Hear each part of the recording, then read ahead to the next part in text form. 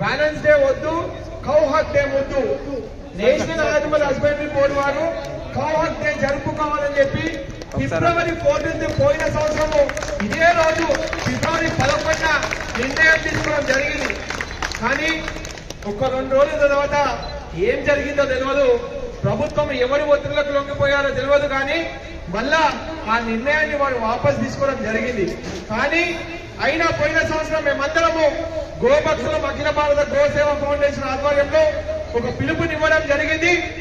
ఫిబ్రవరి 14న cow Haq day, గోవుతో ఆత్మీయ ఆలింగనం చేసుకోవాలని చెప్పి పిలుపునివ్వడం జరిగింది.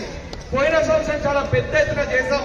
ఈరోజు పిల్లల తల్లిదండ్రులను మానసికంగా ఇబ్బంది పెడుతూ వ్యాలంటైన్స్ డే చేసుకుంటూ ఈరోజు ఎంతో మంది తల్లిదండ్రుల గుండె కోతకు పిల్లలు బాధ్యులవుతున్నారు. ఇది చూడండి, ఆవుతో ఆత్మీయ ఆలింగనము. మీ దగ్గరలో ఉన్న గోశాలకు ఎల్లుండి ఫిబ్రవరి 14 రోజు గోశాలకు వెళ్లి మీతో అయినా ఇంత గ్రాసం పెట్టి ఒక ఆవును కౌగిలించుకొని ఆవుతో ఆత్మీయ ఆలింగనం చేసుకోండి. ఈరోజు అమెరికా లాంటి పాశ్చాత్య దేశాలు, అమెరికాలో కౌ కడ్లింగ్ పేరుతో ఆవును పట్టుకున్నట్టయితే మానసిక రుగ్మతలు అన్ని పోతాయి, మెంటల్ టెన్షన్లు పోతాయని చెప్పి వారు డాలర్ల రూపంలో వసూలు చేస్తున్నారు. కానీ అవి దేశీయవాది ఆవులు కావు.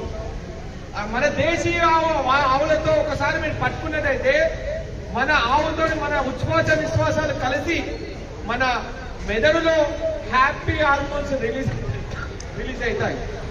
కాబట్టి మీ మానసిక రుగ్మతలు తగ్గించుకోవడానికి మీరు ఆవుతో గడపండి. ఎటువంటి రోగాలు రావు.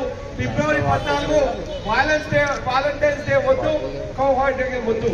మీరందరూ జరుపుకోవాలని మనస్ఫూర్తిగా కోరుతున్నాను.